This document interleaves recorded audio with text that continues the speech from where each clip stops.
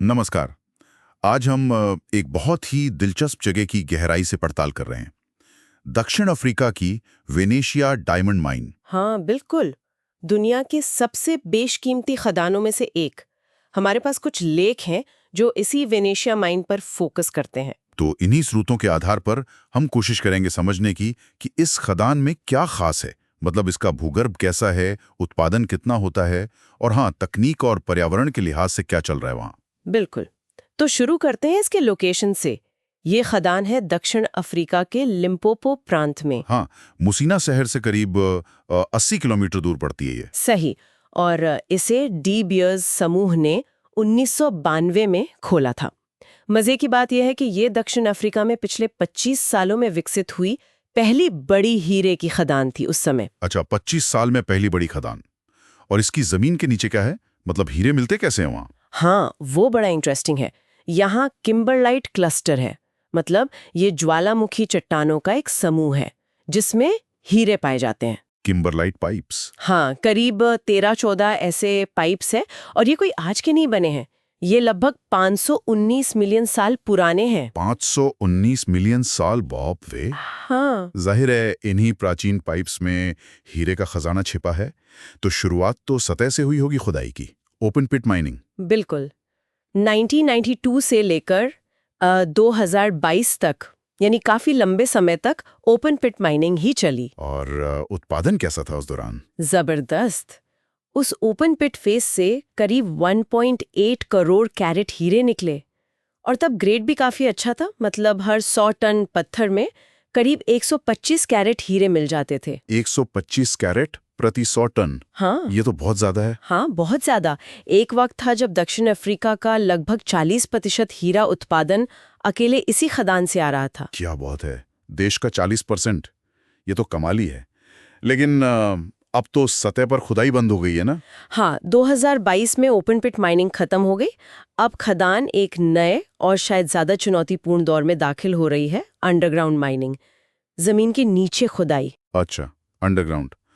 तो क्या 2023 से शुरू हो गया ये? हाँ, 2023 में पहली बार जमीन के नीचे से हीरे निकाले गए। अनुमान है कि नीचे अभी करीब 9.9 करोड़ टन अयस्क बाकी है। और उसमें हीरे कितने होंगे अंदाजन? उससे करीब 8 करोड़ कैरेट हीरे और मिलने की उम्मीद है। लेकिन हाँ, एक बात है। क्या? नीचे जो अयस्क है उसका ग्रेड थोड़ा कम है। मतलब करीब 80 कैरेट प्रति 100 टन। ओह, तो मतलब उतने ही हीरे निकालने के लिए अब पहले से ज्यादा पत्थर खोदना पड़ेगा। बिल्कुल। और शायद यही वजह है कि अब तकनीक पर इतना ज्यादा फोकस किया जा रहा है। हाँ, ये समझ आता है। तो ये जो अंडरग्राउंड जाने का फैसला है, ये कोई छोटा मोटा प्रोजेक्ट तो नहीं होगा? अरे बिल्कुल नहीं। डी बियर्स में 2012 में ही इस पर काम शुरू कर दिया था और इसमें कुल $2.3 बिलियन का निवेश किया गया है। ये डी बियर्स के सबसे बड़े निवेशों में से एक है। $2.3 बिलियन? बहुत बड़ी रकम है। तो इस निवेश से खदान की उम्र कितनी बढ़ जाएगी? अनुमान है कि खदान अब 2046 तक चल सकती है। 2046 तक? और इस दौरान करीब 9.5 करोड़ कैरेट हीरे और निकालने का प्लान है? हाँ, लगभग 9.4 करोड़ कैरेट। और तकनीक की बात करें तो ये कोई मामूली अंडरग्राउंड माइन नहीं बन रही। मतलब क्या खास है इसमें? ये पूरी तरह से ऑटोमेटेड, यंत्रीकृत खदान होगी। सोचिए, जमीन के मीलों नीचे एक स्वचालित फैक्ट्री। ऑटोमेटेड? जैसे ऑटोमेटिक ड्रिलिंग मशीनें होंगी, बिना ड्राइवर के चलने वाले इलेक्ट्रिक लोडर होंगे। एक सेंट्रल कंट्रोल रूम से सब कुछ मॉनिटर और ऑपरेट किया जाएगा। यहाँ तक कि हवा यानी वेंटिलेशन का सिस्टम भी जरूरत के हिसाब से खुद चलेगा। वाह, ये तो बिल्कुल फ्यूचर की माइनिंग लग रही है। इससे तो सुरक्षा भी बढ़ती होगी। हाँ, सुरक्षा और उत्पादन क्षमता दोनों में बढ़ोतरी होगी। और हाँ, इस नए ऑपरेशन से करीब 4,300 लोगों को रोजगार मिलने की भी बात है। ये अच्छी बात है। लेकिन इतने बड़े पैमाने पर खुदाई का पर्यावरण पर तो असर पड़ता ही होगा। उसके लिए क्या करें? हाँ, ये एक अहम सवाल है और इस पर ध्यान दिया जा रहा है।